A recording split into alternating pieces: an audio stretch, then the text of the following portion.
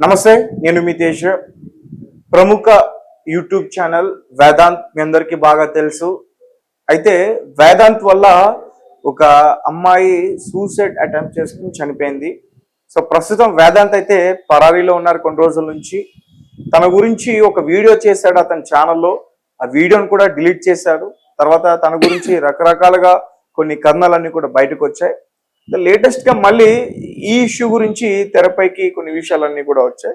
So ఈ విషయానికి సంబంధించి మనతో పాటు డిస్కస్ చేయడానికి సినీ క్రిటిక్ దాసరి విజ్ఞాన్ గారు ఉన్నారు. ఆయనతో మాట్లాడుతాం. నమస్తే. So Vedant YouTuber. సో అతని వల్ల ఒక అమ్మాయి సూసైడ్ అటెంప్ట్ చేసుకుని చనిపోయింది. తన చావుకు కారణమైన ఒక లెటర్ కూడా రాసింది. సో ప్రస్తుతం అయితే అతను పరారీలో ఉన్నాడు. యూట్యూబ్ ఛానల్ రన్ చేసేవాడు రెగ్యులర్ గా. అట్లాంటిది అతను ఇప్పుడు వీడియోస్ చేయట్లేదు. 1 సెకండ్. గతంలో జరిగిన ఇన్సిడెంట్ పోచారం ఇన్సిడెంట్. ఒక ఐటీ అమ్మాయి 24 ఇయర్స్, అమ్మాయి పేరు అక్కర్లేదు, ప్రేమించింది మనోహర్ అనే ఒక అబ్బాయిని. పెద్దలు కూడా అంగీకరించారు, అంత బాగానే ఉంది. కాకపోతే వాళ్ళ ఫ్యామిలీలో హెచ్ఐవి పేషెంట్స్ ఉన్నారని ఈ అమ్మాయికి తెలిసినప్పుడు ఎందుకైనా మంచిది జస్ట్ ఒకసారి ఈ పిల్లోడికి టెస్ట్లు చేయించండి అని అటేడు తరాలు చూసేవాళ్ళు సలహా ఇచ్చేసరికి చేయించు. ఇతనికి కూడా పాజిటివ్ అని తేలిన తర్వాత ఎందుకైనా మంచిది, సంబంధం వద్దనుకున్నారు. వై? బికాస్ రేపటి రోజు పుట్టే పిల్లలు ఇక తర్వాత మన వంశం ఏమైద్దో అని ఆలోచించుకొని ప్రేమించుకున్నాము, పర్వాలేదు, నాకు నువ్వంటే ఇష్టం లేదని కాదు, కాకపోతే ఏంటంటే మంచి స్నేహితులుగా ఉందాం, ఈ పెళ్లి అనే బంధాన్ని ఒకటి తెంచుకుందాం, రీజన్ ఇది కాబట్టి రేపటి రోజు. సో నువ్వు ఇంకెవరిని చేసుకున్నా సరే అంతే కదా, కనీసం నేనైనా సరే ఒక వంశం కంటిన్యూ అవుతుంది అనే పాజిటివ్ వేలో వీళ్ళు ఆలోచించే టైంలో నన్ను కాదంటావా, ఉండు నువ్వు ఎట్లుంటావో చూస్తా అని చెప్పేసి అతను ఏం చేసాడు, పిలిస్తే వచ్చింది, మామూలుగా మాట్లాడతానని చెప్పి సడన్ గా ఇంజెక్షన్ తీసి పొడిచేసాడు. హెచ్ఐవి పాజిటివ్ ఉన్న రక్తం. ఆ అమ్మాయికి ఏం చేయాలో అర్థం కాలేదు, అక్కడ నుంచి వెళ్ళిపోయింది. ఇంట్లో చెప్పలేదు. అనుకోకుండా జ్వరం, వాంతులు ఏవో వచ్చేసరికి హాస్పిటల్లో చూపిస్తే కొంచెం ఇక్కడ ఏదో సిరంజి లాగుంది, ఏంటిది అని అడిగితే తప్ప బలవంతంగా తను ఇలా జరిగిందని చెప్పాలి అప్పటికి. ఆ తర్వాత కేసులు నమోదవ్వడం ఇవన్నీ జరిగాయి. అతన్ని రిమాండ్కి తరలించారు. సో ఇప్పుడు ఇది సిచ్యువేషన్. ఇక్కడ బాధింపబడింది ఒక రిమాండ్కి తరలించిన పర్సన్ ఎవరైతే ఇంజెక్ట్ చేశాడో ఆ అబ్బాయిని. పొడిచినతనే కదా పంపిస్తారు, ఎవరిని పంపిస్తారు. ఇక ఈ అమ్మాయి పాపం ఇంట్లో ఉండింది. తర్వాత ఈ కథని ఎవరికి ఎలా అర్థమైతే ఆ రీతిలో ప్రొజెక్ట్ చేయడము, తర్వాత యూట్యూబ్ లో ఛానల్ పెట్టుకున్నటువంటి ఔత్సాహికుల ఉత్సాహం, అంతే కదా. ఈ ఉత్సాహం ఎక్కువ అయ్యేసరికి ఏంటంటే రకరకాల థంబ్నెయిల్స్, అంటే కొంతమంది మాట్లాడేది కరెక్ట్ ఉన్న థంబ్నెయిల్స్ రాంగ్ ఉండడం, లేకపోతే మాట్లాడేదే రాంగ్ ఉండడం, వీళ్ళకి అనిపించింది వీళ్ళ కోణంలో వీళ్ళు కొత్తగా విశ్లేషించి చెప్పడం, ఇవన్నీ చేసేసరికి ఈ కథ ఎటెటో తిరుగుతూ ఉంటది. కాకపోతే కింద కామెంట్స్, ఈ స్టోరీని ఫాలో అయ్యే ఫాలోవర్స్ వస్తారు కదా, ఏదో జరిగింది మేమందరం చూస్తున్నాము, నెక్స్ట్ ఏంటి అని ఎపిసోడ్స్ ఫాలో అయ్యే వాళ్ళందరికీ ఈ థంబ్నెయిల్స్ లేకపోతే ఈ మాటల వల్ల ఇతని ఇన్ఫ్లుయెన్సర్సే కదా ఇతని ఫాలోవర్స్ అంటే, నిన్ను నమ్మి వచ్చిన వాళ్ళు, నువ్వే చెప్తారు వింటారు. ఈ పిల్ల మంచిదంటే పిల్ల మంచిది, ఈ పిల్లోడు మంచిదంటే పిల్లోడు మంచిది. వీళ్ళిద్దరు మంచిలో సిరంజి దానంతటా ఆత్మలో ఇలా ఎగిరొచ్చి పొడిచిందని నమ్మేస్తారు. నువ్వు చెప్తున్నావు కూడా, ఎందుకంటే నేను నీ ఫాలోవర్ని కాబట్టి, అంతే కదా. అట్లా ఈ అబ్బాయి చెప్పిన మాటలలో ఎందుకో వీళ్ళకి అమ్మాయి తరఫున నెగిటివ్ అనిపించి చాలా మంది ఇది అలాంటిది, ఇది ఇలాంటిదని కామెంట్స్ చాలా సింపుల్ గా అలాగే చిట్టి పికిల్స్ కి పెట్టినట్టు పిచ్చి పిచ్చి కామెంట్లన్నీ పెట్టేశారు. ఆ కామెంట్లని చదివిన ఈ అమ్మాయికి ఏంటి ఇట్లా ఉంది, బానే ఉన్నా నేను అబ్బాయిని ఏం అనలా, పోరా యూ హెచ్ఐవి పేషెంట్ అని కూడా అనలేదు, సామరస్యంగానే విడిపోదాం అనుకున్నాము. యాక్చువల్గా కుటుంబ సభ్యులందరూ కలిసి అంగీకరించింది. అన్ఎక్స్పెక్టెడ్ గా ఏదో ఉంది, ఫ్యూచర్ బాగుండడానికి అనుకున్నది, ఫ్రెండ్లీగానే విడిపోదాం అనుకున్నాం.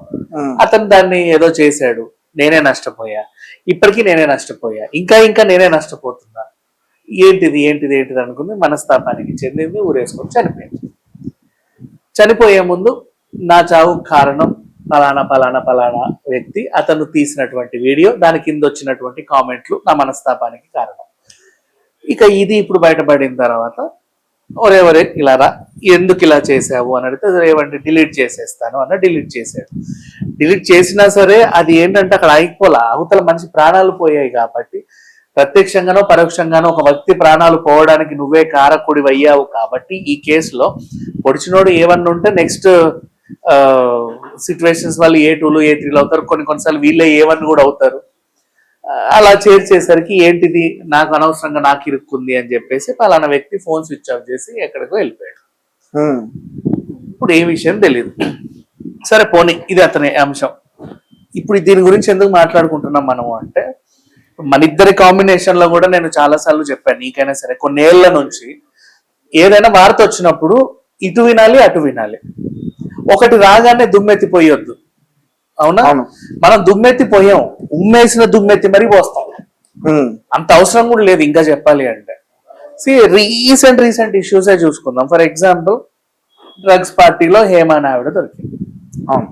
ఒక నిజంగా నీతి నిజాయితీ ఉచ్చం నీచం తెలిసిన అన్నం తిని మంచినీళ్ళు తాగే రిపోర్టర్ కానీ ఏ మీడియా పర్సన్ కానీ ఏం మాట్లాడాలంటే, వచ్చిన 202 మంది ఎవరు, పలానా కారులో ఒకరి పాస్పోర్ట్ దొరికింది వీళ్ళెవరు, పలానా నెంబర్తో మినిస్టర్ కార్ ఉంది వాడేవాడు, పోనీ మినిస్టర్ కార్ ఇక్కడ ఉందనుకుందాం, వచ్చినోడు ఎవడు, వీడెవడు ఆర్గనైజర్ ఎవడు, ఆ రామకృష్ణ ఎవడు, ఈయనెవరు, వాళ్ళెవరు, వీళ్ళందరూ ఇక్కడికి ఎలా వచ్చారు, ఇందులో ఎంతమందికి పాజిటివ్ వచ్చింది, ఎంతమంది తీసుకున్నారు, అవి వీళ్ళకి ఎవరు సప్లై చేశారు, ఇవన్నీ సమగ్రంగా ఒక టైప్ ఆఫ్ అనాలిసిస్ చేసి ప్రవేశపెట్టాలి.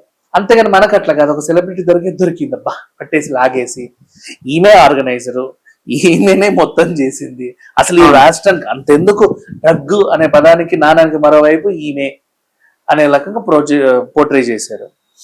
నెక్స్ట్ ఆ తర్వాత ఒరే నాకేం అవ్వలేదురా బాబు ఇదిగో చూడండి అంటే, ఏం అవ్వలేదంటలే సరే మనకెందుకు, పట్టించుకోవాలా.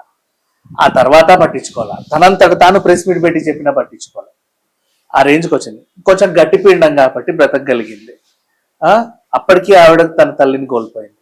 ఇంకెవరైనా అయితే ఇంకెవరిని ఇప్పుడు ఈ పిల్లలాగా చేసుకుంటే ఎవరు బాధ్యులు? నెక్స్ట్ అది అయిపోక ముందే నెక్స్ట్ మళ్ళీ ఇంకో ఇష్యూ మంగ్లీ వరకు ఎందుకులే, మధ్యలో అనసూయ దగ్గరికి వెళ్దాం. శివాజీ అనసూయలు ఆయన ఏదో అన్నాడు, ఈమెదో అనేది. ఓకేనా? అప్పుడు రచ్చ చేశారు. మీరు రచ్చ చేయడానికి టైం ఉంది. తర్వాత 2 months తర్వాత హనీ రోజు శారీలో వచ్చినా సరే నడుం బిస్కెడాడు ఎవడు. అంతకుముందు ఏమన్నారు, ఇష్యూ ఏంటి, నువ్వు చీర కట్టుకుంటే నీ మీద ఎవడు చేయడు అనేది ఆయన టాపిక్. నువ్వు చీర కడితే నీకెందుకు, ఇంకేమేస్తే నీకెందుకు, అసలు నువ్వెవడరా చేయడానికి అనేది వీళ్ళ విషయం. అవునా?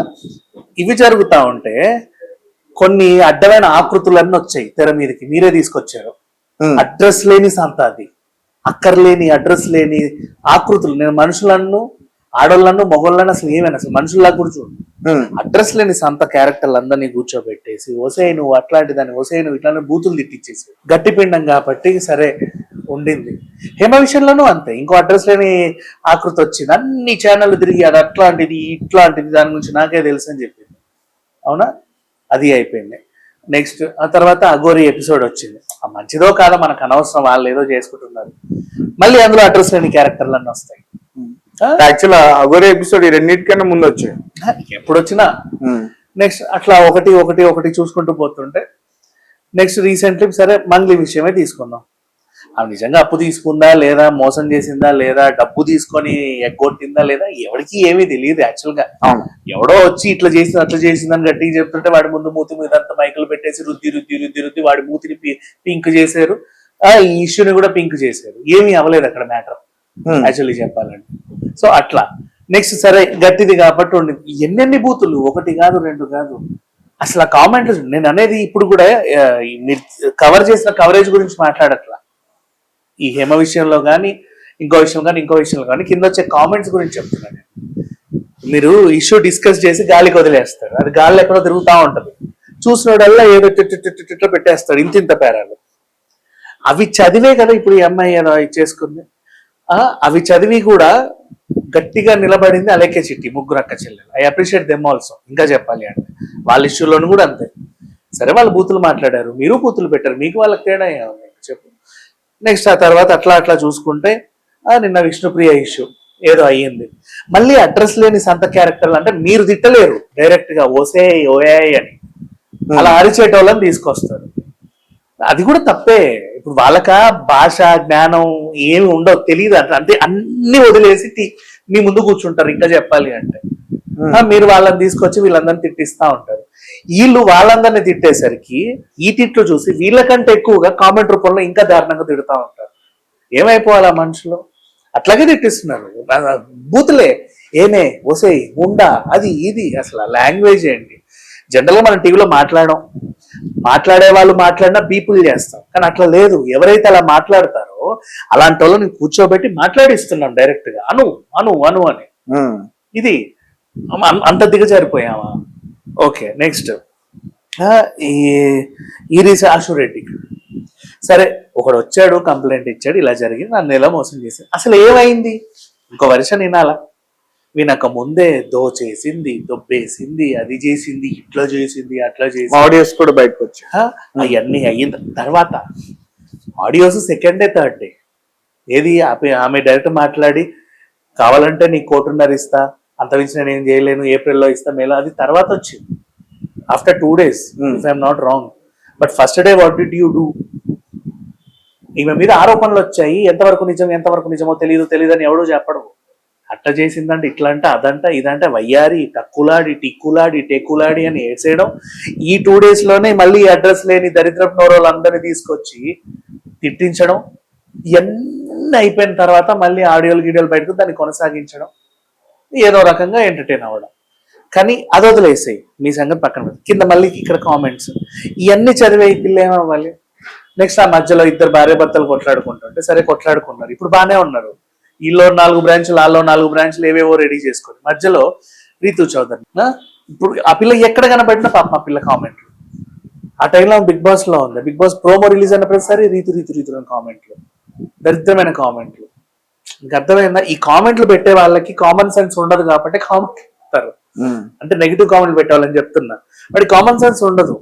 నిజం కామన్ సెన్స్ ఉంటే వాడు దాన్ని విశ్లేషిస్తాడు, ఏదో ఒకటి చేయించి ఇట్లా కాదు అట్లా కానీ పద్ధతి పెడతాడు. బూతులు ఇంకేవో మాట్లాడే వాళ్ళకి అసలు బేసిక్ సెన్స్ కూడా ఉండదు.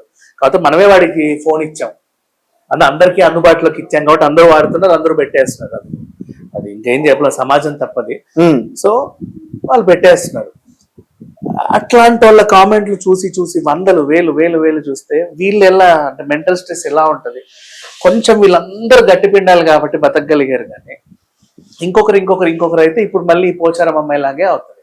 సో ఈ ఇన్సిడెంట్ వల్ల నేను ఏం చెప్పాలనుకున్నానంటే, ఎవరైనా సరే ఫస్ట్ మన దగ్గరకు ఒకటి వచ్చింది స్టోరీ అంటే, ఇప్పుడు క్రైమ్ స్టోరీ అనుకుందాం ఫర్ ఎగ్జాంపుల్, వెంటనే అసలు అక్కడ ఏం జరుగుతుందో మనకు అనవసరం. పోలీసులు చెప్పే వరకు మనకు ఆత్రం ఆగదు, 100 స్టోరీలు చెప్పేస్తాం. లాస్ట్కి ఏసీపీఓ డీసీపీఓ ప్రెస్ మీట్ పెట్టి అట్లా కాదు ఇట్లా జరిగిందంటే కామ్ అయిపోతాం. అంతమించి ఏముంది? ఏమన్నా చెప్పకూడదని చెప్తే డిలీట్ చేసేస్తాం, చాలా సింపుల్. ఇప్పుడు ఈ అబ్బాయి కూడా అంతే, డిలీట్ చేసేసాడు దాన్ని. వీడియో డిలీట్ చేసినంత మాత్రాన ప్రాణం వెనక్కి వచ్చిందా? అంతే కదా. ఇప్పుడు నిన్న వీడియో వేసాడు, ప్రాణం పోయింది, వీడియో డిలీట్ చేశాడు, మళ్ళీ అమ్మాయి బతికి రావాలిగా, మరి అది అవ్వట్లేదే.